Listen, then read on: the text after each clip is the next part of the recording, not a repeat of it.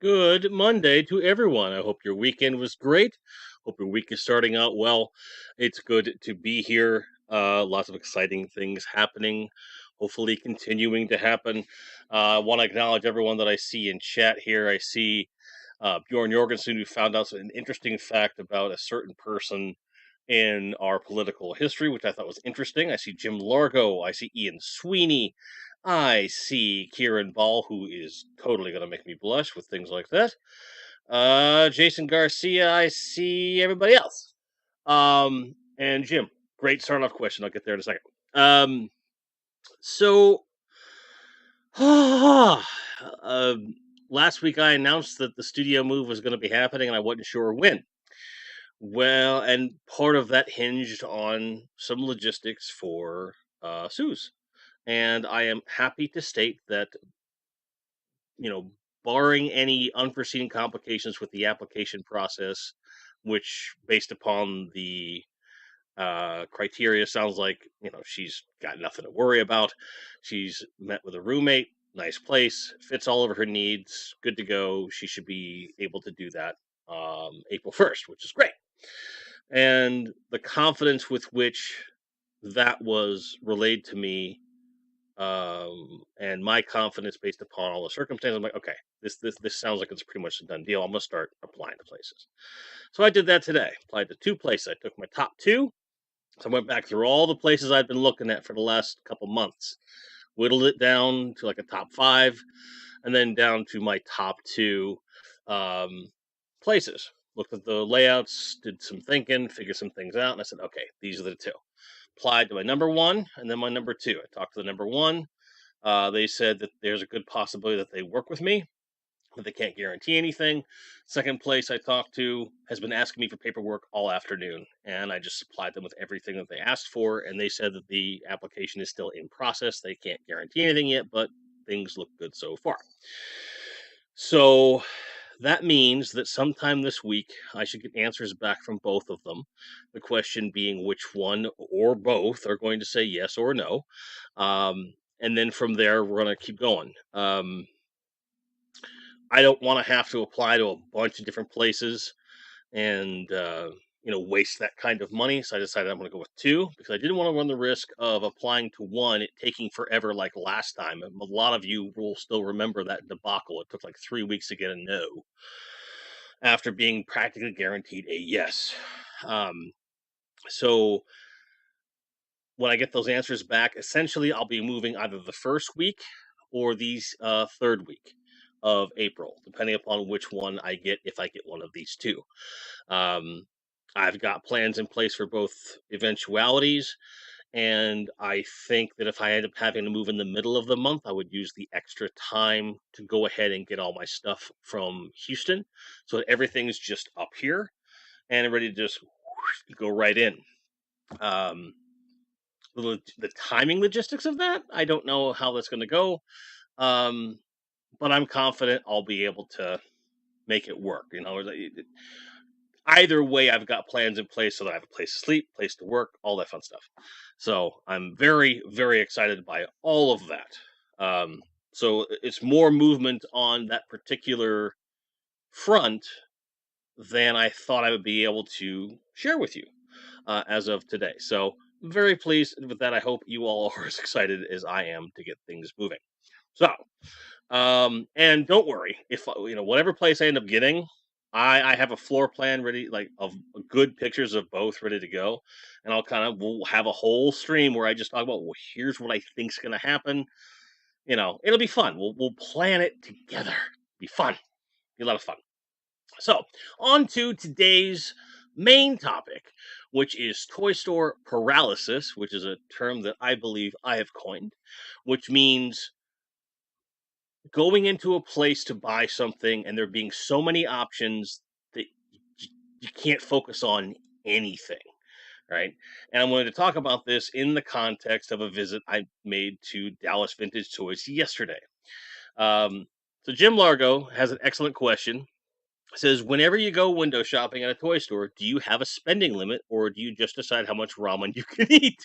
It depends upon a lot of different things. For me, typically it's going to be, I always know how much in the back of my head I'm willing to spend at a given time in general, right? Because you never know what you're going to find.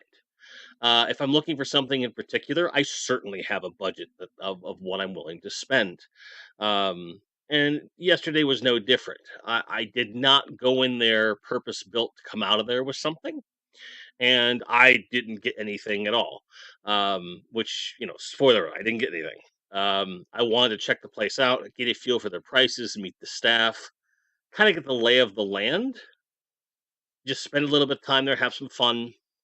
I went there with a friend who was great, who took all the pictures you're about to see. She was amazing. Which is spoilers, only 3 pictures because I didn't ask for any more. Because she's not a toy collector, she didn't know what she was looking at, didn't know what would be interesting and stuff. And I was too busy looking to be like, "Oh, you should do this." But I think that it's a good place. I enjoyed it. I will be back. That is for sure. Ian Sweeney says, window shopping for me is what I do when I have no money to spend. Exactly. I definitely will do that because you have to know what you're saving for, right? That's an entire thing. Bjorn's like, I've been actually window shopping when I worked on the ranch. Yeah, you have to buy windows. It's the whole thing. Hi, Ozzy. I see ya. Good to see ya. Jason asks a very good question. Is it window shopping when I go online? Yes, especially if you're using a Windows-based operating system. Boing. And Bjorn was right there, right? I didn't even see that. Jason Garcia says Dallas Vintage Tours cool place, but yeah, there's almost too much stuff. Yeah. Luckily enough, when I've gone, they don't carry what I'm looking for. Fair enough. Fair enough. I get that. There was a room off of where, because you walk in this particular location, because I think they have 2. But the one that I was at was just north east of the city, and in Richardson.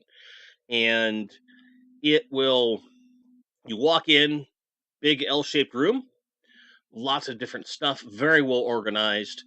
And then there's an offshoot room which had a lot of glass cases in it. And I said, that's probably where all the really, really high ticket stuff is. And I don't want to go in there because that's where all the superpower stuff's going to be. And I know they have a lot of those. So I was like, I'm not going in there this time. I wasn't going to go. That was the whole thing. From a lot area, check out Chucky's. Yeah, I've heard about Chucky's. Absolutely. And being that I'm moving a little bit further north, if all goes to plan, I mean, it's only 15-mile difference, but I'm that much more likely to want to head further up. So, okay, this is great. So Carl Gojitron says, always have a priority list of specific items. Yes. If they have nothing on the list, then entertain other options so you don't leave empty-handed. Exactly. I mean, if it's something where you want to go into a toy store or a flea market or anything, Um, it's something where you want to have an idea of what you're looking for, more so in a purpose-built toy store than maybe say a thrift store or an antique mall or a flea market or something like that. So going in there was certainly interesting. Um, yeah, the room is pretty crazy. Now, granted, I think I was at the secondary location. It's not super crazy. It's just a basic storefront in like a warehouse district, but it was very nice. The one I was at. Um, well, thank you, Born. I will definitely let you know if I end up in that area. Steven says, yes, this should be called restraint shopping. That's a different kind of shopping, sir. Wink, wink, touch, does say no more. Um, so let me show you the pictures that I have. Again, there's only 3 of them, but each one has a little tiny story attached to it. I hope you'll enjoy them, and then we'll come back around to talk about the um, more about the subject matter at hand with the paralysis, because I think you'll see um, one of the pictures should illustrate what I'm talking about. Let me share this. I guess I could just do it in here, huh? Hang on a second. I'm gonna do it this way because I want more. I want more control over what's happening here. So I go here. Yeah, that'll be better. And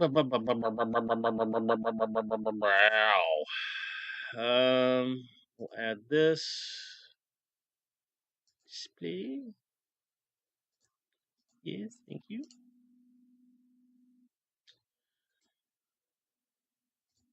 Yes. All right. But it was a good place. It was something I had planned on doing for a while, and the opportunity was too far too good to pass up because of just the way things were working out for the day.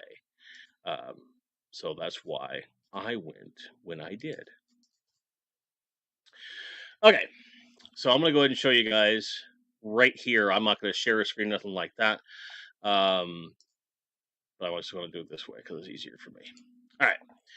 So this is from the thumbnail, as I'm sure you know, but this is the full picture. So if you walk in, this is a case that's on the far left of the place.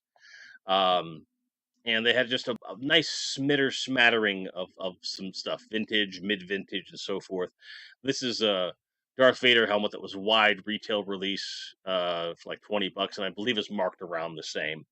Um, but I was just kind of staring in his eyes, and I was like, "Give me a picture." And he's staring down Darth Vader. Like, so that happened. Jason or Bjorn just noticed a shirt. Is it Will Smith? Yes, it is Will the Fresh Prince Bjorn, Fresh Prince of Bel Air. This is actually a Fresh Prince of Bel Air T-shirt I've had for many years. Got from my good buddy over at Warlord Clothing. Also from Totally Red Tees, which is the same company, just different focuses. One of those comfortable shirts that I own. And I'm so happy to be wearing it today. Aha. So, Daniel Doran says, right, Jim mate, haven't spoken well. Hi, nice to see you. Nice to see you very much. Um, but yeah, just a bunch of little things in here. You know, eagle-eyed folks can see some things that are kind of cool, like that little blaster down here. That's a little bit alternate than what you would normally see in terms of the color. A couple, mini rigs, things like that. Um, and that's just again, just on the left, front left right there, which was quite cool. So, gotta go that way. Here we go. So, from you walk in, you've got that case, and then along this wall here, that's the outside wall, are all a bunch of glass case stuff. As you can see, I had her take a photo of all these mask vehicles, and the pricing on them was pretty reasonable, all things considered.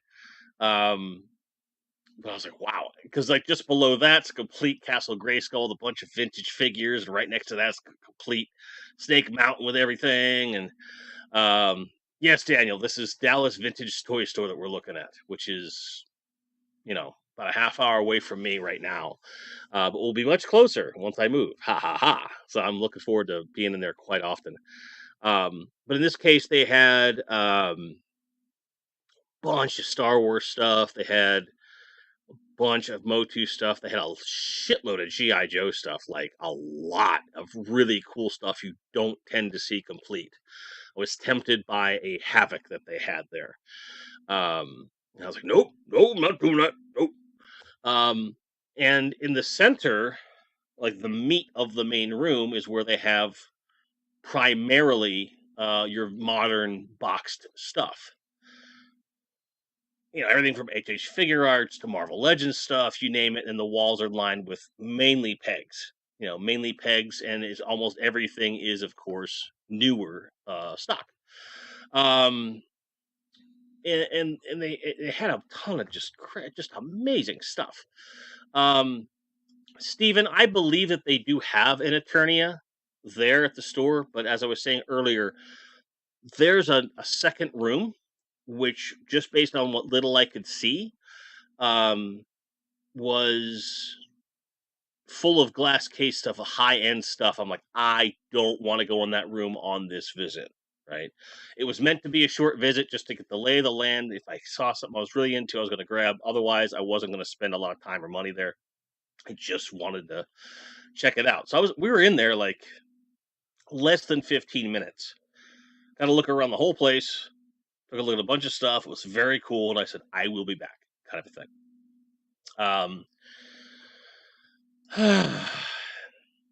And before I go to the next picture, I will answer this question. Jim asks if I prefer to go toy chasing with a wingman or woman, or do I fly solo?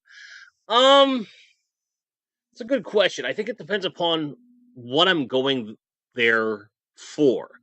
Being that I'm doing YouTube now, I think I'm almost always going to want a wing person that knows how to use a camera, because frankly, I should have footage of a lot of stuff, and I didn't want to film, and I didn't want her to have to like continuously film the whole time and like fill up her hard drive or whatever. Plus, I knew she was filming in a larger format like this, more IMAX than widescreen. I prefer to have somebody there with me, and I also prefer to have someone that doesn't really collect toys, because I prefer to have a voice of reason on hand. You know, if I went into a toy store with Pete, or I went in there with Jim, or Bjorn for that matter, any of you guys that are, regulars of the channel, friends of mine that know I get excited about stuff.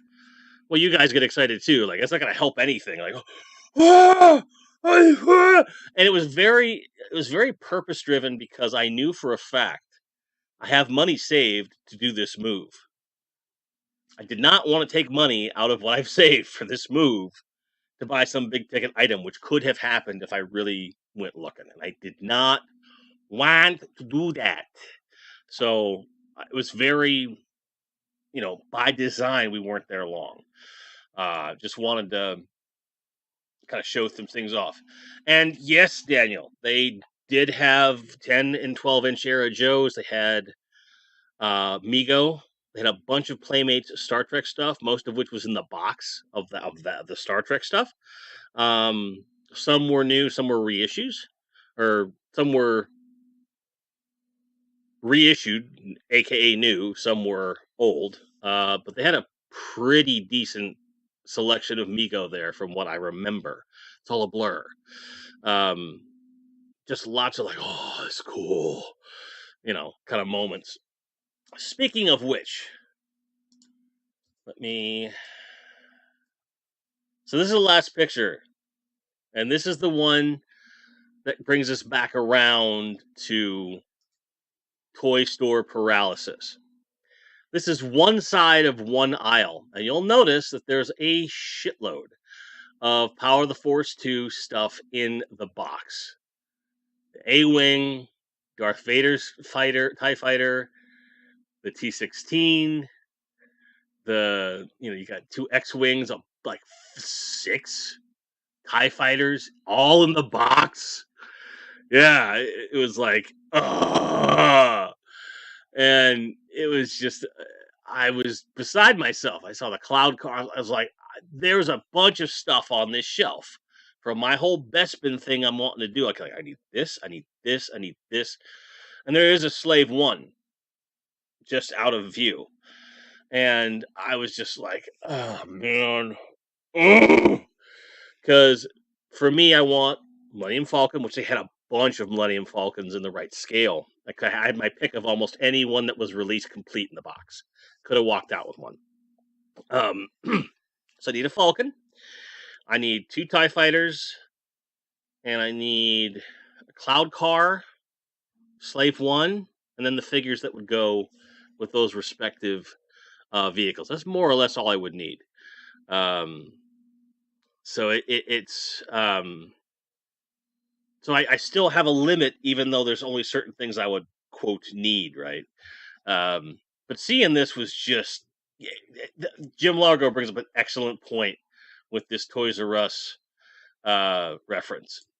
It says reminds me of old Toys R Us out. Exactly the way they have this laid out, like they have a lot of stock of boxed old stuff, and it just oh, it just enters your soul, and it was amazing. And my friend that went with, she is not a toy collector, doesn't really do anything of the sort, but we would pass by things that she had. I would pick it up and go, "I had this." Like you could see it like seeping into her pores and going like, "This is so cool." I'm like, "Yeah." Now imagine turning to your side or turning around and getting that same feeling all the time. She goes, "I could see where that would be addictive." I said, "Yeah, yeah, that's what toy collecting is to me." Because I can just kind of go, "Oh, look at you." That's why I have He-Man and Skeletor right there. I just feel like, "Oh, look, my childhood. It's great." You know. Um, oh, hey, Will McLaughlin. Nice to see you. Says, yes, that store looks dangerous. My financial well being. Not wrong. If I was not moving, if I was not in that process, there's no way I would have walked out of there without at least a couple of the vehicles off that shelf because the money was not an issue. But I was like, nope, gotta move, gotta tamp it down. But I promised myself that, after the move, once everything settles, I'm gonna go back, and take the shopping list, like Gojatron was saying. Like I have a shopping list of Star Wars stuff. There's a few offers that have been on the table. I'm gonna double check to see if those are valid or not. Because if they are, I'll take them. But there's other stuff I don't already have offered to me or earmarked from someone else that I would need. So I'm gonna go back and grab a few things and venture into that second thing. And for that one, we're gonna film. For that one, we're gonna plan it as we're going there to film. I might even try to rope Melvor into going with me if I can get a hold of him on the day or whatever. Because he's hard to get filmed for Toy Chasers kind of. It's the whole thing. Daniel Dorian asks, when did you start toy collecting yourself? July of last year. Less than a year. And I have way too much stuff. Way too much stuff. You'd be surprised, Steven. With what I have now, it's hard to impress me. But there's a couple of things I would probably get from there if they had it.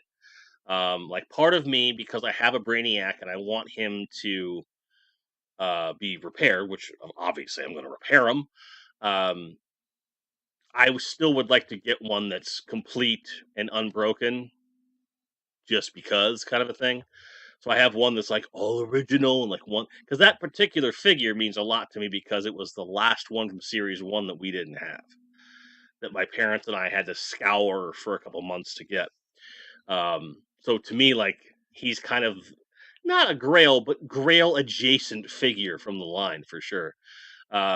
But if the price was right, I'd be like, yeah, I could take all this crap, kind of a thing. But yeah, it would have been more Star Wars stuff, honestly, because I'm getting so into that. So I would have gone after a few vintage collection figures that I don't yet have, stuff like that. Whoa, sorry. It says July last year. Fuck, I thought you were going to say 3 or 4 years ago. No. Mm-mm. Nope. It was during Iconicon of last year that I made the decision I'm doing it. And I bought them during Iconicon from Matt Swafford from Reclaimers Vintage. And it was Lex Luthor and Steppenwolf from Superpowers line. And then I just went after it. And within a couple months, I had all of Series 1, almost all of Series 2 from Superpowers already ready to go. I had caught up with Motu Origins. I have everything in that line up to what's currently on pre-order from Big Bad and stuff like that. Just a slew of Marvel Legends, as I'm sure you guys know by now. And I have the Crystal Castle now. I have a Snake Mountain now. I've got the Gray Skull from Origins, and various other things. Like you guys are somewhat aware. But if you don't watch every single video and every single stream, some of you have no idea how much stuff I actually have, which is a lot. Not a lot, not like Michael French or Tony Roberts a lot, you know. Not that, but pretty a lot for someone who's only been collecting, less than a year, I would say. And for Will McLaughlin is more about space than cost for you. Yeah, definitely.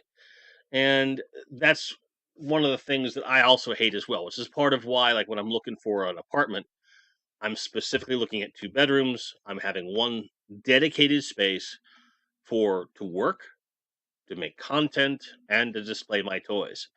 And everything else I collect is going to be somewhere else in the house. But that's something it's a luxury for me to be able to do that, and I'm going to do it. But it's going to take time. I'm not going to waltz in there and have the shelves are already up and everything else, because I got to buy some stuff and do things. One of these days, it's probably going to end up in my hands, Jim. I don't want a Justice Jogger either. I really don't. But at the right price, I might.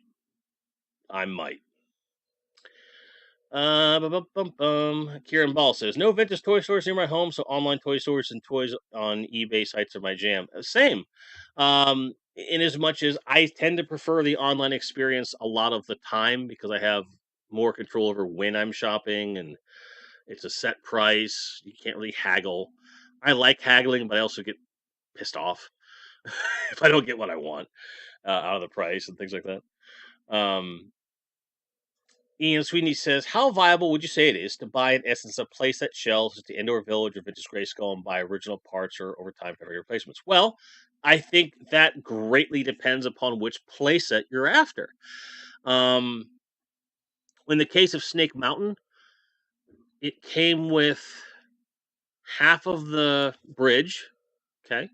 It had the archway and the door for the top, but it was missing the net. It was missing the eye stickers were gone. It didn't have the clamps. Obviously, half the bridge was missing as well. But everything that was there was in great shape. So I'm like, I can source this stuff, and I did within 24 hours of having got shipment confirmation on the one that I bought. I got replacement stickers. I got the other half of the bridge. I got these 3D printed cuffs that I really, really, really like. Every missing piece, including the net, everything else. And I spent about, I don't know, like $60-$80 to finish it out. And considering that, shipping cost aside, the what I got, the Snake Mountain was $25, and it was being shipped with something else, and the shipping cost was the same either way. So I got it for $25. So altogether, I paid about $105 for the Snake Mountain. So but then you look at like the Crystal Castle, which is hard enough to come across, let alone complete. And in my why I got this video, I was very adamant about not wanting certain pieces, but there's other pieces that they're just really hard to come by, like the outer doors and all that stuff. So I'm probably just gonna have to fabricate something to approximate that. And it's, you know, it really depends upon what it is you're looking for. I think most of the time it is viable. And if you start to form relationships with people at thrift stores, toy shops, other collectors, if people know you're looking for certain things, it's going to be easier to find them because there's more eyes on the prize in different areas of the world. So I think that's a big part of it. But if you're just talking, grab something, go on eBay and find the parts, it really depends on what you're after, Ian. But typically, it's a thing. Aussie Rule says, I have actually been looking for a doll called Zugly that I have but needs repaired. There's very little info and apparently it's only available for a year for it to go off the market. I'm not familiar with it. Anyone in chat can help them out. Please do. Stephen S says, I almost cry when I walk into those kind of shops, see all the vintage Star Wars stuff I had as a kid that I sold for a song in 1993. Yeah, I get it. I get it. Uh-huh. You want me to clap him, boss? Absolutely. Daniel Lawrence says, Snake Mountain. Oh, man, it's a good collector's item, but as a physical place, it's terrible. Glad I have one, though. Same. So when the video does come up, and it will be coming, relatively soon, because with me moving imminently, there's no reason for me to wrestle with it in a small space when I'm going to have a place to actually work. Because I have a 6-foot desk, and then I was able to find the same desk for the same price that I paid for it 6 years ago. And I'm like, well, shit. I'm going to take this new one, make it my main desk. And then when I get my old one out of storage from Houston, put it right alongside. So I have a L-shaped desk of a quality that I can trust. And my workspace will be gigantic. That's the plan. So with that in mind, of course, I'm going to wait to film these restoration projects until I have a big frickin' desk. I'm sure you can appreciate that. But when the video I'm going to be making about that, I'm going to talk about customizing it. I want to create platforms, so there's somewhere for someone to stand in the Snake Mountain. And the platforms that I want to build for it are going to be purpose built to support these custom throne and tables that you can get that are meant to look at the Filmation, Skeletor, Snake Mountain stuff. So what I'm going to end up doing is having, my complete Snake Mountain customized and all that stuff. And I'm going to have it on a lazy Susan, so I can turn it and do stuff. I think that'll be cool. But yeah, it's cool to have it, but I want to make it practical for Origins and actually get some cool stuff out of it. So if I didn't think that was viable, then I wouldn't have done it, because there's a lot of space to do something cool with it. Ian says, I'm looking at the shell and add bits from a financially viable option. What is it specifically you're looking for, Ian? Because the more information you give us, the better help we're going to be, sir. I definitely got your Futurama reference. Absolutely. Kal-El, a.k.a. Steven, didn't Hasbro already do the overpriced Bespin Bridge to Nowhere? You are correct. You are correct. Bjorn Norgrensen is always on the lookout for whatever anyone wants or needs. As Grindhead Jim once said, my Walmart has all that dumb crap you like. Yes, absolutely. His Walmart absolutely has all the dumb crap that I like, and he always lets me know what's going on, which is very cool. Jim Largo asks, do you think 3D printing will eventually become easy enough for us to just fabricate things we can't find or toy companies never made? I think that it already is, but there's a learning curve there, right? And most of your learning curve is going to be with how your particular machine functions. Once you get that down, then you got to figure out all of the design elements of what it is. So I think what's going to happen is you're going to have people that can work a 3D printer pretty well, but can't design anything, and vice versa.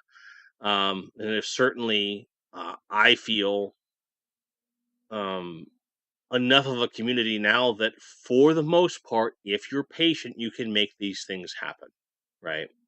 Um, I mean, in a world where a lot of us are getting 16 scale vamps and other GI Joe stuff made and things like that, like, it's very viable. You have to put some investment. Do I think it's ever going to be push button? I don't think so. I really don't think that's ever possible. But as over time, the machines will continuously get easier to use from a consumer perspective. And Will McLaughlin echoing, saying, I absolutely believe it is, and it'll be sooner than you think. I agree with that. And yeah, Bjorn sent me a picture of 3 Motu Origins Stridars on the shelf. I was like, oh, that's great. Keith Knight. Nice to see you. Apologies for my tardiness. It's fine. Don't worry about it. You're here. That's what matters, man. Appreciate you. Thank you.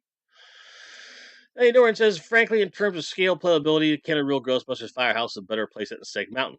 No disagreement there at all. If I was interested in collecting Ghostbusters, I would go down that road, which they had. They had the Firehouse, like 3 Ecto ones, a bunch of different figures. I was like, that's tough because I like the Ghostbusters quite a bit. But it's not a toy line that I have a lot of interest in having. Like I had a bunch of them as a kid, and they were great toys. But I don't need them. I don't need them. In a couple of years, I might change my tune and go back and look for them. Be like, should have bought them in fucking 2022, man. Shit. God damn it. Yeah. You'll have that. You'll have that. Oh, Steven says, I finally saw the Marvel Selects Immortal Hulk figure. So massive, so awesome. Yep, that video is coming out this week. Video's coming out this week. And then next week is a special on Motu Origins Troop Builder figures. Ian Sweetie says, sorry, it was a general inquiry. Complete and incomplete, please, says prohibitively priced for you. Yeah. Long-term option thing is starting with shell adding over time. So again, it depends on what it is. So if it's like the Hall of Justice from Superpowers, you could find a near complete one for about $100. Near complete. And then the parts that tend to be the most often missing are your landing pads and the ramp. Other things you'll tend to come across pretty easily. And then you have like Snake Mountain, easy to find stuff. Castle Grayskull, easy to find stuff. Or you have modern alternatives like the Origins Grayskull, which frankly I like better than the vintage one. Though arguments can certainly be made for an original as well.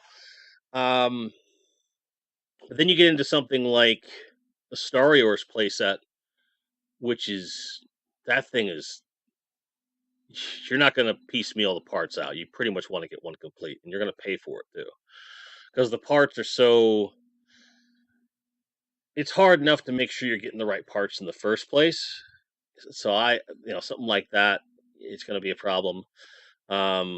Like any of like the Wheeled Warriors playset stuff, forget it. Like so it really depends on what you're looking for sure. But most of your mainstream stuff shouldn't be too bad. Even some Star Wars stuff is pretty good. Kal-El48, aka Steven, says, when 3D printing becomes common and easy enough, most likely toy companies will be selling the file so a collector can print their own action figures, kind of like how one can build their own PC. I would agree with that. I think there's going to be a market for that for sure.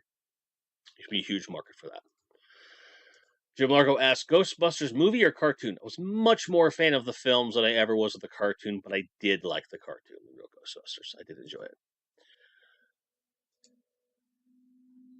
Ozzy thinks that's hard, like asking an interest in a movie or a cartoon. I don't think so. I like them both for different reasons, Like with Ninja Turtles, comic book number one, cartoon second, and then the films last. I love them all for different reasons. Kieran Ball asks if any of us seen the 20th anniversary of Marvel Legends Hulk. I haven't seen him in person, but I have him on order. He looks good, but not nearly as good as that Marvel Selects one, that's for sure. Bjorn Jorgensen bringing up it's like when Michael wanted the SDF one for Robotech. Yeah, a lot of those playsets are hard. Speaking of weird stuff like that, they had a bunch of Black Star stuff, and I was like, oh, they didn't have the dragon. Before anyone asks, they didn't have the damn dragon. They'd have had the dragon, and the price was reasonable. I would have walked out with it. Like, I would have made it happen. No, I do not, Ian. I do not mean Hero Turtles. I mean Ninja Turtles. I'm sorry if your overprotective parental groups at the time just couldn't bear saying the word ninja. I deeply apologize for that wounding of your childhood. It should never be forgiven, but they are the Teenage Mutant Ninja Turtles. Sorry. With respect. Did not mean it. Hero Turtles. Turn 'em a wheels. Grind 'em a gears. Uh, yeah, Ian. Yeah. Probably was in the other room. That's part of why I didn't go. But had I seen him alongside the figures, it would have been like, oh, if the price was decent, like sub 200 and he was complete and not cracked. Yeah. Yeah, because that's the big grail right now for me is that damn dragon from Black Star. Zach asks, "Are we talking pizza pals? I mean, aren't we always? Always good to see you. Glad to see you, sir." Um, but they had they had a ton of turtle stuff, and that's where my companion was having the most uh difficulty moving on. She's like, I'm sure I had this. I'm sure I had this. And it was great to see someone else like doing that for the first time, possibly in their lifetime, where like the switch went. So 99% sure this individual's not listening nor will listen later because she's not that kind of person. She can't catch it live. She just doesn't tend to go back. She'd have time. So maybe I'm going to start looking at some turtle stuff. I'm just saying.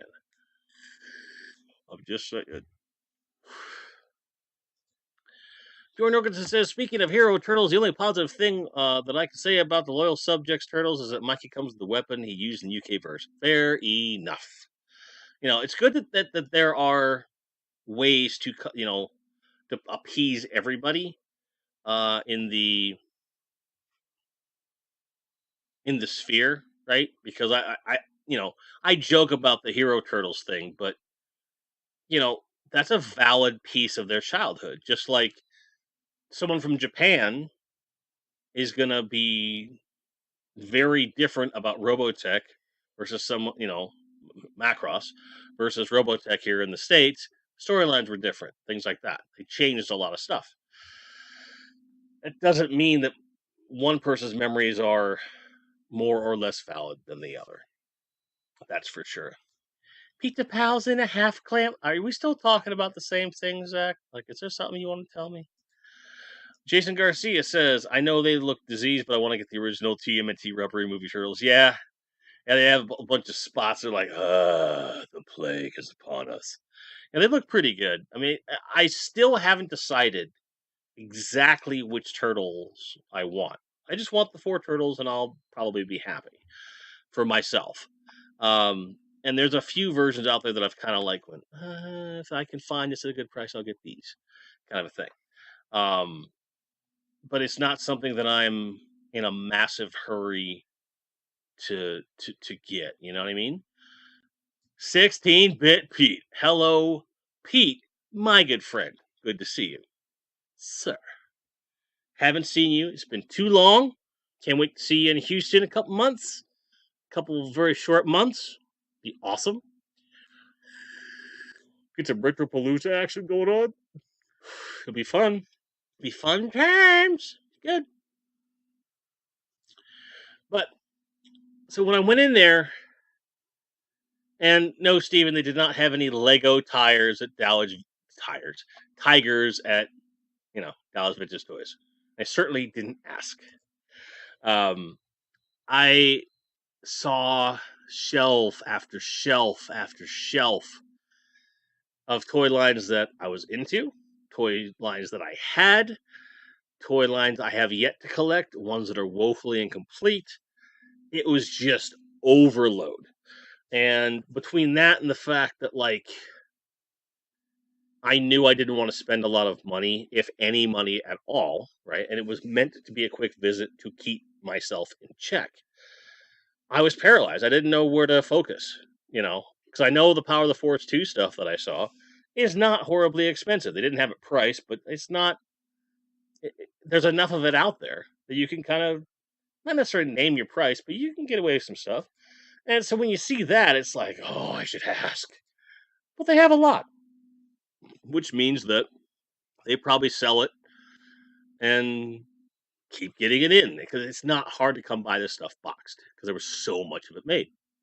And so many people hung on to it thinking it'd be baseball cards and comic books and all this crap, which invariably it is not.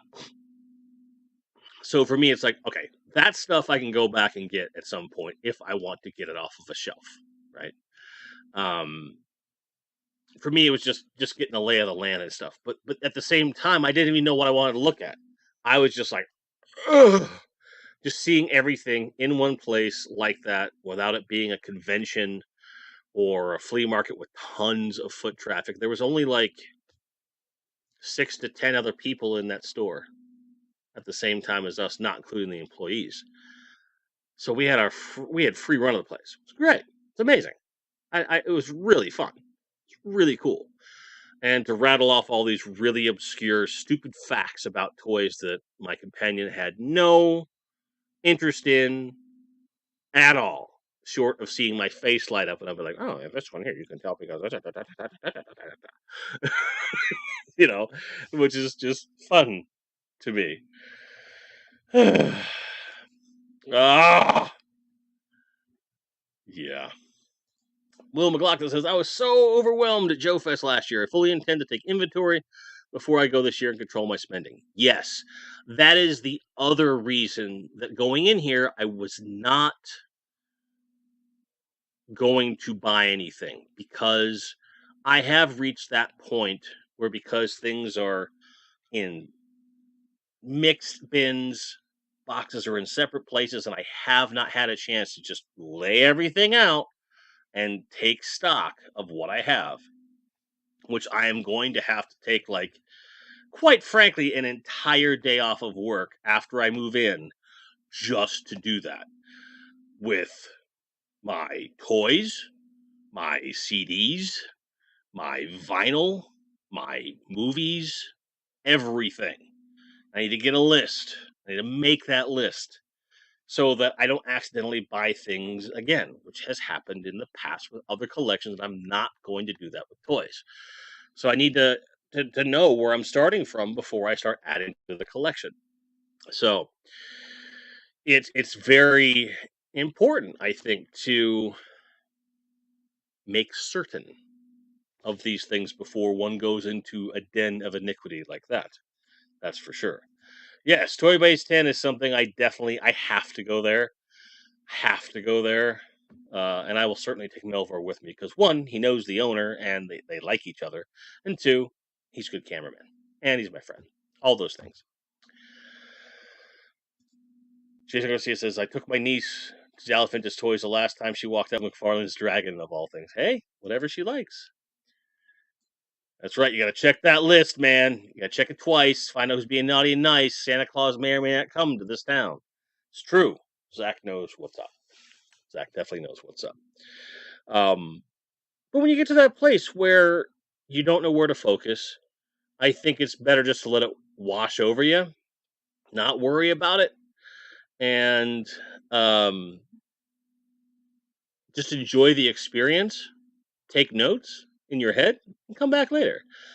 If it's a place that is within driving distance that you have a chance to go back to.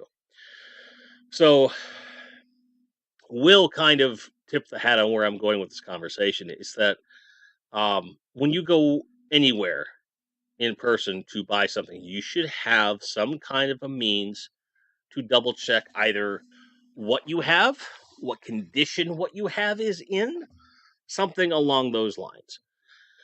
So, what I want to do is take pictures of everything and the condition that it's in and like create my own database. I don't think I'm going to go that far. I want to, but I probably shouldn't. If I just have a text-based list with a picture of everything in that line, just so I have a basic idea, and then on the list I can just kind of put, okay, I might need a replacement for this or this or this. And I started doing that early on, and I've just lost track of that damn list completely. Lost complete track of it. And I need to start it over again.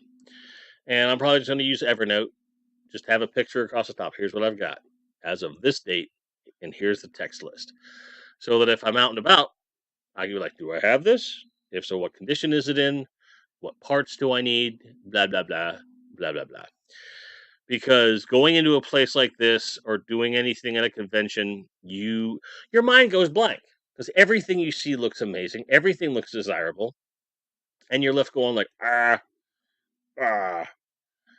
I probably have a couple doubles of some things that I don't necessarily need. I can only think of one or two things right now, but not much. I need to be aware of these things so that when I'm also going to conventions, like I'll be at Retropalooza Houston in a couple months. Well, I've got some stuff I probably need to take with me to sell, but I have no idea what it is because I have a lot of stuff. You know, and like Bjorn's saying he's got a folder on his computer has what's in the collection. Yeah, I need something I can take with me on the phone, mainly. That's formatted in such a way it's easy to go real quick. So I think Evernote for me is going to work better. I can keep each collection kind of separate. With the movies and the CDs and the video games, there's full blown apps for all that stuff, and there's some stuff for toys, but nothing that works quite the way that I want it to at this point. Steven says, I understand what you mean by sensory overload. Went to a convention this weekend with the intent of buying a few comics, but saw other books I don't see that often, pick them up anyway. There you go. You got to do it. I keep coming back to the Star Wars mini limited comic series that they put out, and I keep wanting to buy those. I had them. They were wonderful comics, really cool stories, really fleshed out the lore of the Star Wars, and I just keep forgetting to buy them. Every time I'm just like, oh, I've got $20 to burn. Don't think about it. So that's something that's going to be on the short list once I get moved. It's just a little tiny little something that I really want to have. I love those comics, and it might light a fire into my ass to actually start getting the toys too. So, but it's whatever you collect. Going to a place like that is going to stop you dead in your tracks. Just like, because we haven't seen the likes of, for those of us that are old enough to remember the toy stores and the old school toy aisles, we haven't seen the likes of this stuff in the better part of 20 years or more. And the heyday of it was, 25 to 35 years ago, 40 years ago. It's just not the same anymore. So to be able to go into Dallas Vintage Toys and get even just a glimpse of that memory, however fleeting, was amazing. It was an amazing experience. I was glad to go when I went, who I went with the intentions that I had, because it made it very easy for me to appreciate what was happening in the moment, as opposed to I have to get this, I need to film this, and da da da da da. Da. That's why there's only 3 pictures, because I was more interested in having a good time at the time, and then go back and do something purposeful like filming a video, buying stuff, things like that. For me, that's the way to approach it. Ozzy says the only collection of mine where I bought doubles by accident is by a movie collection. That too many. Yeah, I definitely have doubles on my movies. There's no question about that. There's a couple of them where I was like, I can't find it. I'll buy another one. Jason Garcia says, now I feel like I need to go to Retropalooza. I mean, clearly you do. Retropalooza is amazing. I mean, there's a lot of cool stuff there. Great toy selection. Not super obscure stuff, but there's always good dealers there. And for video games, like, forget about it. Like, there's amazing stuff there. Lots of great artwork. Purely from a vendor floor perspective, Retropalooza is always a good time. Reasonable prices, good people. You can't beat it, man. You really can't. And I'll be at both of them this year. So if you're coming down, let me know. We'll meet up and get some pictures, have a beer or something. All right.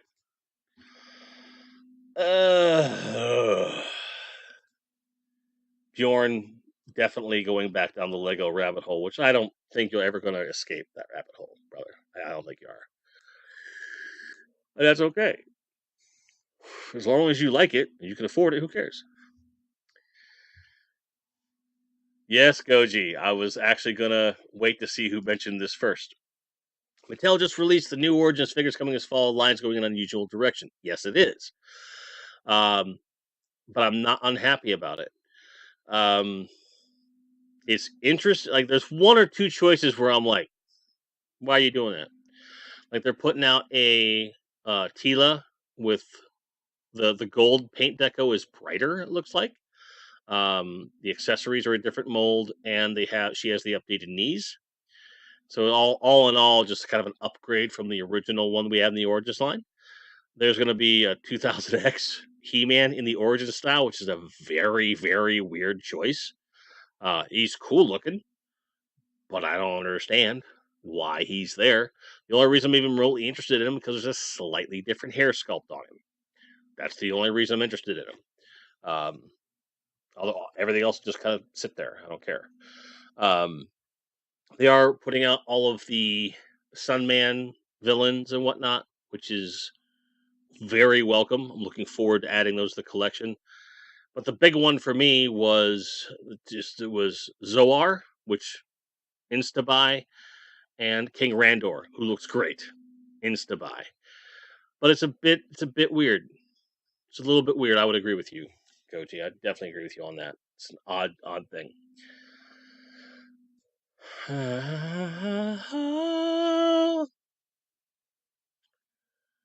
Jason Garcia says, I'm more hyped Mattel announced a new set with a Lex from the Jurassic Park line. There you go. Updated knees sound dirty. Oh, I want to update my knees. Yeah, no. I hope not. I hope that never is something that is said in the throes of ecstasy. My knees are so out of date. Yeah, update my knees. No, I'm not seeing it. I'm not seeing it. I'm sorry.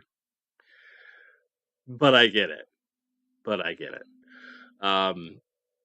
Yeah, anytime there's new Motu Origins announcements, I'm pretty happy. I'm really happy that we're getting Zoar.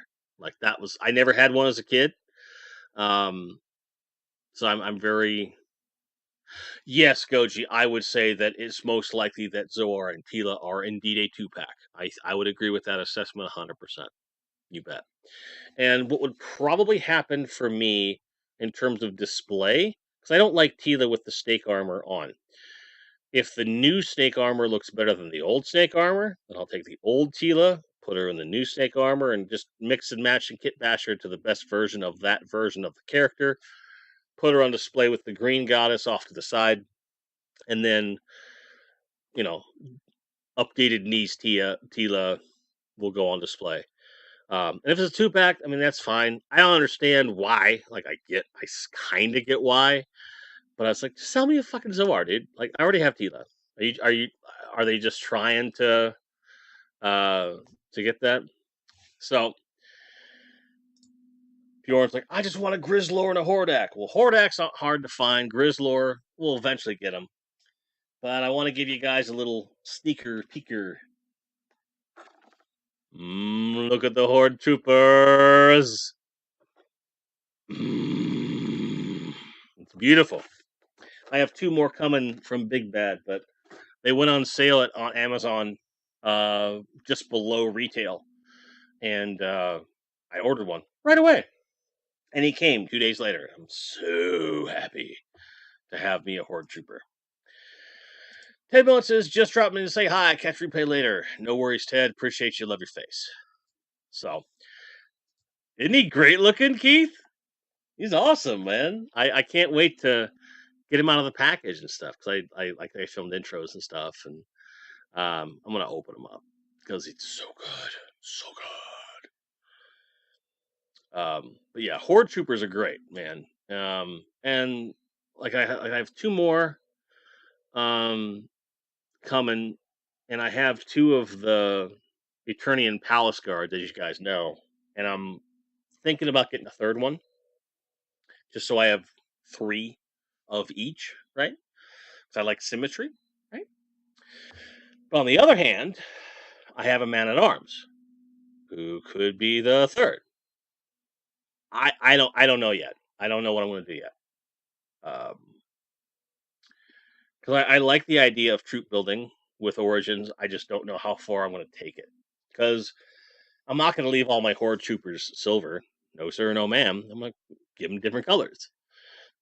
And then if I'm doing that, do I want two of each color? Like, it's a lot to ask, which is what that video is going to be about. Will the title of the figure be called Updated Niece Tila? If I have anything to say about it, you bet. Yes, Kal-El. He looks amazing. He looks great. I can't wait to get him out of the package and play with him, frankly. He's just a great looking figure. Been waiting for this figure for a very long time. So happy. But it's something where I didn't think we were gonna get that, but they released it. And for them to be releasing a King Randor so relatively early in the line, it's pretty cool. I hope we get a Queen Marlena. I would love a Queen Marlena so much. It would be great. It'd be amazing. I also want a Princess Adora to go with my Prince Adam. Would be nice. It would be cool to get all the civilian characters together and have like a nice picture, right? That would be cool. I would love to have a little portrait kind of a thing. Like get them in a nice diorama of some kind that looks like the inside of the castle of Eternia or Eternos, pardon me. And then like get it, you know, really high quality image it and frame it and then hang it up like it's a family picture. That's something I want to do. But to do that, I would need a non-She-Ra Princess Adora, which I don't know if they're going to make, but I hope so. We would need a Queen Marlena as well. That's just a thing for me. So, um, but I want to know from you guys. Some of you've already relayed some stories of how you've gone into places like conventions and toy stores and go, "Ugh," and you froze up. Um, do you have anyone have other stories of like where that's happened to you? Whether it was a toy aisle when you were a kid, a yard sale, a flea market, an antique mall, toy store, convention, anything. I want to hear what you guys have to say. Because this has been happening to me with everything that I'm into for as long as I can remember.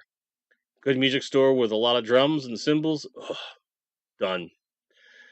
Good a store with lots of movies on DVD, Blu-ray, that sort of thing, ugh, done. Good music store with obscure death metal stuff, ugh, you know. Because I would go through the CDs, even if it was like obscure stuff that I already had, just to see it on a shelf again is like, oh, I love it so much. And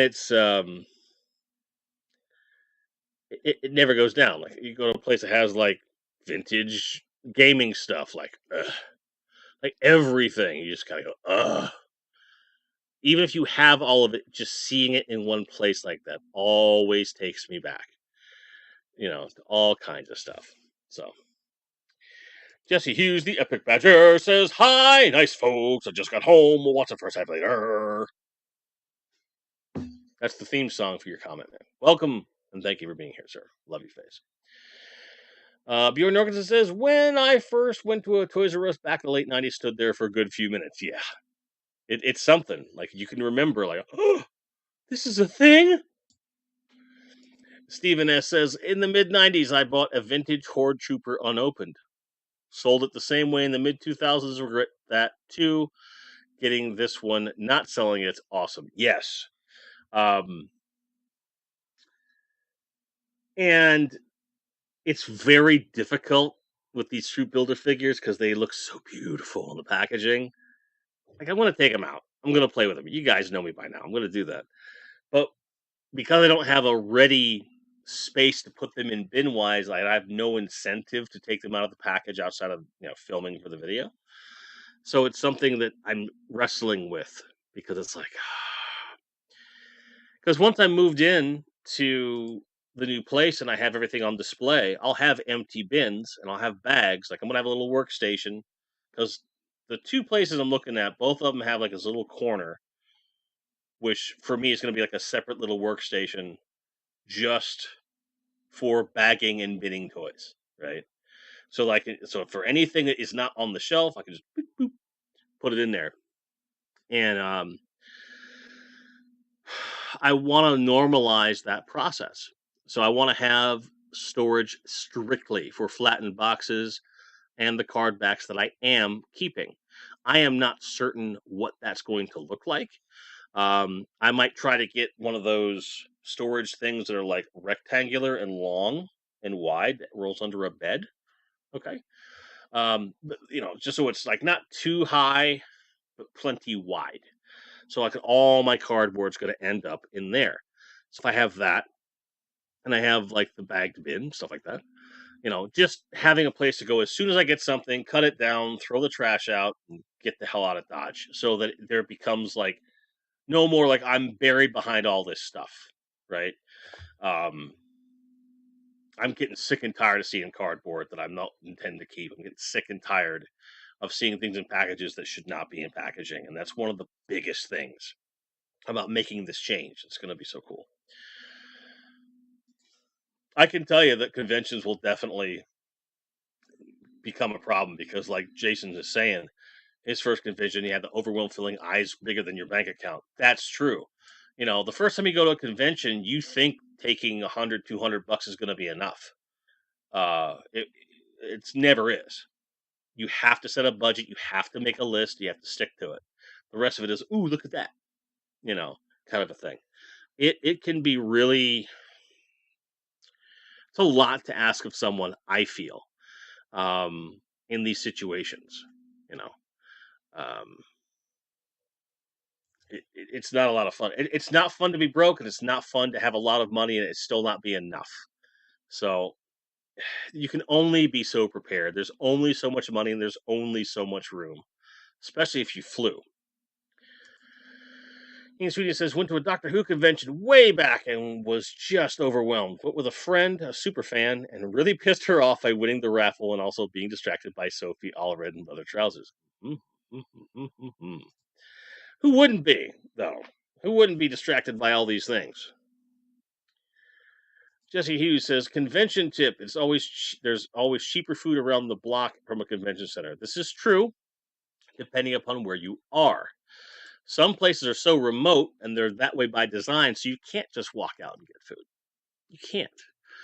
So what I tend to encourage people to do is get used to not eating in the afternoon for a while, like every other day, like maybe skip lunch, eat a big breakfast, skip lunch, and then eat dinner. Not because I want you to lose weight or starve yourself or anything like that, but because that's how you avoid eating things at a convention. You eat before you go, you eat after you leave, and those are priorities before and after. If you're stuck at the convention center paying their prices, it's going to drain your toy budget pretty quick, your collectibles budget. And there are certainly times where, like, for example, I go to Retropalooza. They give us as guests, free food and stuff. But there's still been times where I've still bought food anyway, just to support where I was at. So, but as a like regular goer, screw that. Like they'll get enough money. They'll get enough money. But there's always a thing. Jason says another tip is to buy that big convention bag if they are selling something of the sort. Carrying 10 smaller bags for 4 hours also sucks. Also, don't buy swords. Yes. I tend to carry a backpack with me everywhere I go. And then I keep a bag inside of there. I can just for that purpose as well. I need to find a more dedicated convention bag as well. Gojitron says, when I go to a con, I methodically focus on one table at a time, making sure I see everything at the table, then move on. That's smart to do. I have nothing to add to it beyond that's an excellent idea and some of the best advice I've ever seen. You have to control your own whelm. You have to de-whelm yourself a little bit. Jesse Hughes says Salt Lake and Denver convention centers are downtown for anyone headed that way. Good to know. World made a cardboard, just got off work and joined. What I miss? You missed some Star Wars stuff. Like that there. I didn't buy anything, so you're not missing anything in person. You're good there. We're just talking about walking into conventions, shops, flea markets, and being overwhelmed and just being frozen in place by that. And we're sharing tips on how to avoid that and become more reasonable convention goers, toy store shoppers, and everything in between. But it's good to have you here, pal, as always. Steven says, when I'm at conventions, I'm too busy hunting for things that I don't even think about food. I guess eating before helps. Yes, it's a thing. It is an entire mood, as the kids say these days, I would say. Gotatron says, cardboard, you missed the meaning of life, the secrets of the universe, and all the winning lottery numbers. Sorry. I mean, to be fair, I missed that too. So they're not even sharing with me, World Made of Cardboard. They're not even sharing with me. So don't feel singled out. It's not just you, because I missed out on all that too. In short, 42. Exactly. Not to be confused with the Order 42 show, which is our good friends over on YouTube and Twitch as well. So, we're a little over an hour here. And as always, I want to open up the floor for any Q&A about anything we've talked about today or any other time or something that has been burning since we last saw each other. Want to wrap up the evening, give you guys something fun as we start to move towards the end of the show. Nothing is off limits. Try to be respectful, though. World Mike Carper says, what do I think of the North Dallas Toy Show? Never been to it. So I think I should familiarize myself with it. That's what I think about it. That's what I think. I tend, okay. That's more of a dare. Can you lick your elbow? Nope. Can't do it. My shoulder does not rotate in that way. My tongue's not that long, and I'm a hefty boy. So, no, I cannot lick my elbow, Zach. But you probably knew that and just wanted to see me try. Because you're like that. It's okay, though. Batteries are gone. It's okay. I will replace them. Yay! You've only been there once? Okay. Who runs that? Do you know who runs that? I don't think that's one of Scott's shows. Scott does. He always has. Whoa! Woo! Almost dropped the old vape there. Broke a tank over the weekend. I don't want to break another one. It's no fun. It's no fun. No fun. Play with you, no fun. I cheat very little. You cheat very big. Name that movie.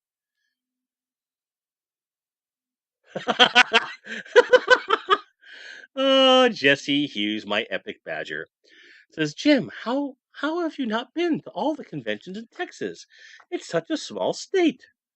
With not an ounce of sarcasm, he said.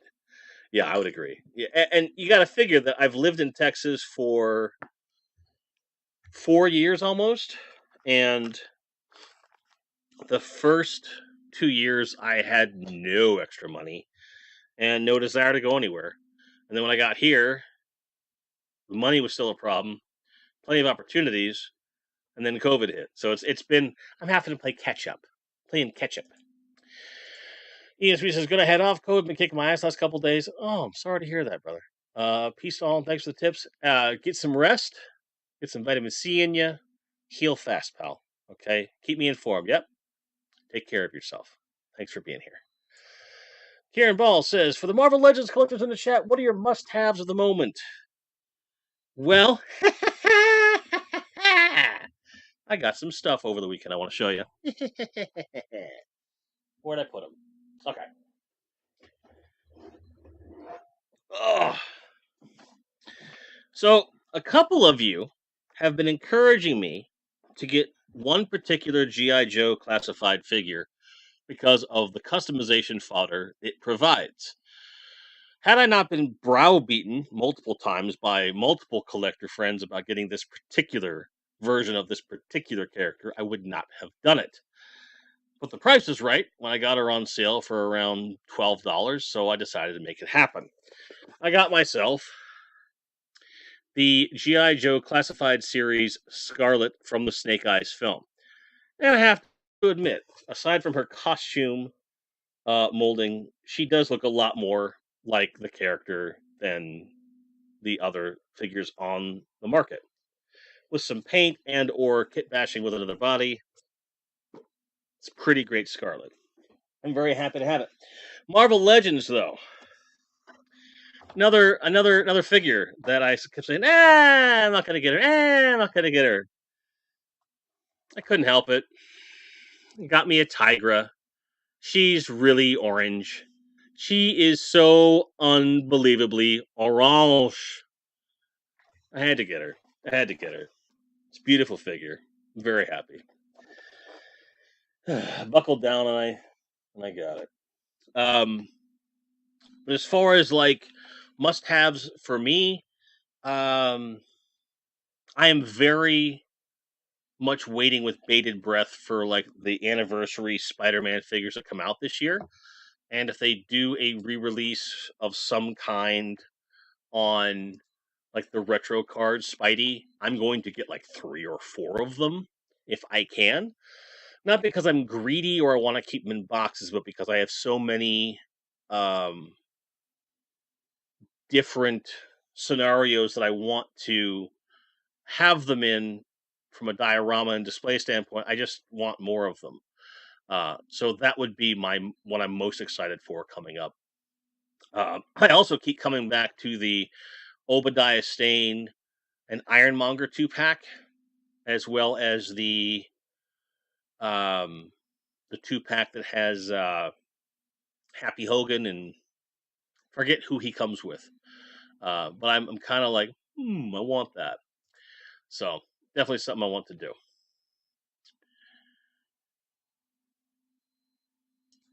Just about to ask if you're on a trip or tank mod. Yeah, this is an Aegis, the Geek Vape Aegis Zeus, the Zeus tank. I have like 4 of these tanks because my buddy was able to hook me up. Gojatron says, I've been to all the convention in Rhode Island. Note the word convention is singular. Yes, I imagine. Ben Stutley, good to see you, mate. He says, oh, poop, got the start time wrong. Hope you guys are okay. Don't worry. The video will stay here for your enjoyment, as always. Don't worry.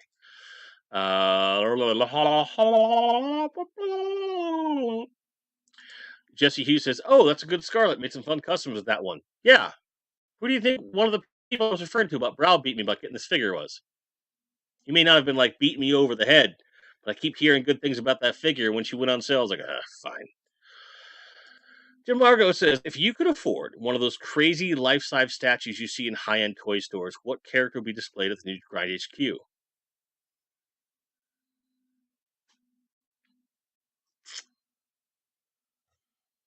Godzilla, of course. So if we're talking like a 6-foot tall thing, it would have to be a Godzilla. If they're like, no, it has to be true to life scale, Spider-Man. That's it. That's all there is to it. Godzilla, if they'll let me. Spider-Man, if otherwise.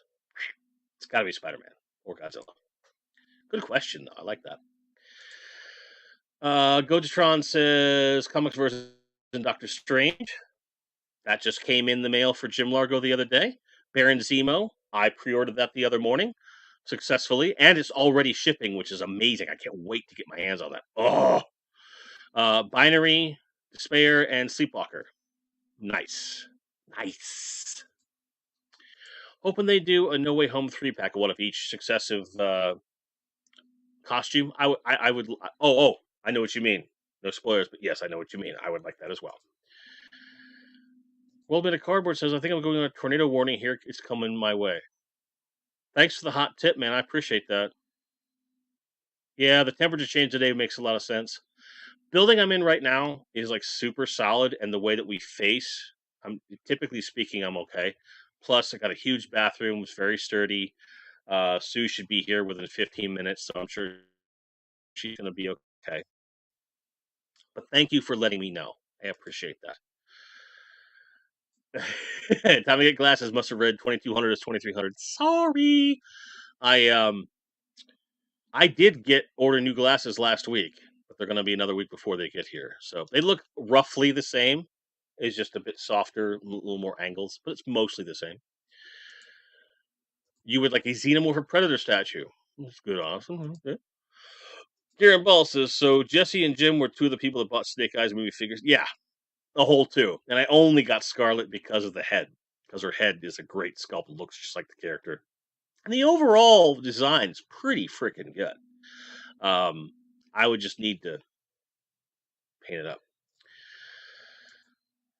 Just had some hail. Okay, fair enough. Oof. Jesse says, but which Godzilla your preference is Heisei? I would say it's a toss-up for me. It would either have to be the one-time use only Godzilla Reborn, aka Godzilla 1984-85 version, or the legendary version. I really like that design. One of those two. But heavily favoring the 84-85 one. Only about Scarlet. My man! Twinsies for life, brother. So you're thinking Showa era Godzilla 65 or 62. Okay. Yeah, see, I like that one, but I like the 84-85 one because it evokes that in the way that we remember it. Because it's not as scary as we remember it. That one is as scary as we remembered it. You know what I'm saying? Like, that's where my head goes with that, right? So it's like an update of that. Yeah. Of course, Bjorn would rather have a King Kong statue, the original RKO one. Fair enough. Robotic Cardboard's wife loved the Godzilla from Godzilla vs. Biollante. Yes, great Godzilla design for sure. There's actually a Zilla versus Biollante set that's around $80 on Big Bad right now for pre-order. It's very nice. So if you really like that, that's a way of getting both of those figures relatively inexpensively for what they are. Check it out if you have a chance. They're really nice. The 98 movie, Steven, however, was not Godzilla. That was an iguana. I don't like iguanas. I don't collect them. Godzilla from GMK? Fair enough. Final Wars would be the closest possible second. Because for me, like, the Final Wars kind of ties for me with Legendary. And it's less about the design with the Legendary films Godzilla than it is the feelings that film, that series of films has evoked in me. Final Wars is right up there. I love that design. I love that movie. Like, that's a movie that if it gets a 4K release, if it doesn't already, I want to get it. I'm going to sit down with a pitcher of beer and I'm going to blast that son of a bitch in the new apartment and just laugh my ass off. That movie is just like, oh, it's everything you could possibly love about a kaiju film. It's silly. It's awesome. It's fun. The effects are great. It's awesome. Love that movie. Love that Godzilla. Great choice. I'm normally on at 2300 UK time. No. I normally go at 5 o'clock my time.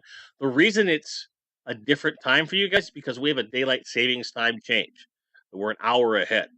So my time here is the same, but we have changed our clocks. So for the next 6 months, I'm going to be going on at this time.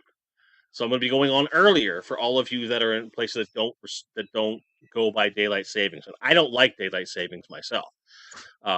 So again, it's earlier for all of you guys, so you're not going to have to be waiting up till 1 in the morning. A lot of you. So World by Carpet says Final Wars is a good design. Captain Gordon solo show. Cannot disagree with that at all. Just here says Scarlet. Clock change happened. Most states prefer this time of year more so in the afternoon. I agree. I think this should just be the permanent time for the U.S. personally, but we're gonna have a hard time convincing folks to do it.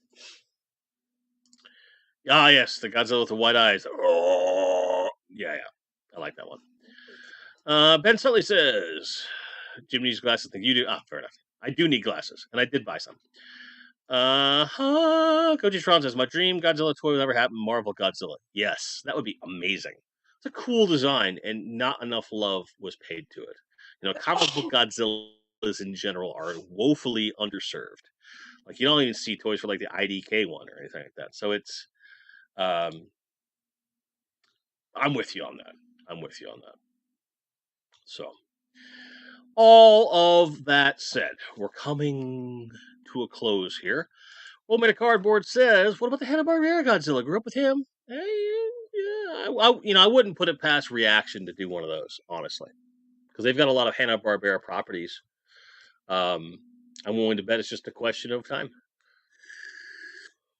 Just a question of time.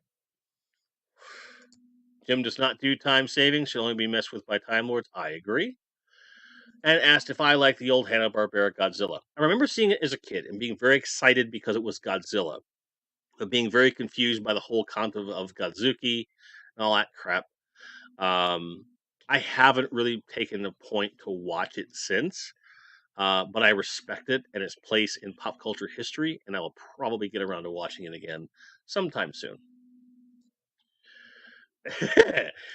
Kira says Marvel Legends should do a Build-A-Figure Godzilla. That's not a bad idea, actually. Especially if it's a Marvel one and it's somewhat in scale. That'd be kind of cool. I'd like to see that. I think it's a good idea. Oh, Mondo did a Hanna-Barbera Godzilla last year. Is that what it was? Was it Hanna-Barbera, or was it the Marvel one? Old Man of Cardboard said it's going to take me 6 months to get over losing the hour this past weekend. You're not wrong, dude. It's been weird. I actually got 8 hours of sleep last night, only because I was so freaking exhausted by the end of the day yesterday. Like, I was really tired, and I hope that I'll be able to continue to sleep properly the rest of the week. But you never know. You never know what's going to happen. So I'm hoping it'll work. So, and Jason Garcia says that it was the Hanna-Barbera Godzilla that they did over at Mondo last year in a limited run release. Okay, good enough. So, ladies and gentlemen, boys and girls, hope you had a great time today for our Monday show about toy paralysis and going over Dallas Vintage Toys and talking about those times when you walk into a place and you just are stuck because you don't know where to focus your attention in a toy store or a convention or any place that sells the kind of things that folks like us just get a little turned on by. Look for some videos coming later this week, at least one. Definitely already have one in the pipeline for next week as well. And as more news comes to light about all the changes coming, I will keep you abreast. Otherwise, we'll see you next Monday at the new time. And which is the same time for me technically, but not for you guys. So I hope you all enjoy the earlier time for those that don't celebrate daylight savings. And if not, let me know. I'll see what adjustments can be made. Because I know what it's like to have something to tune into at a regular time each week. So we'll make that happen for you. So hope everyone's gonna have a great week. We'll see you next week. Keep your head down. Hit the like button like Gojitron is saying. And thank you for everything. I love you guys. You are the best. I am out of here. Good night.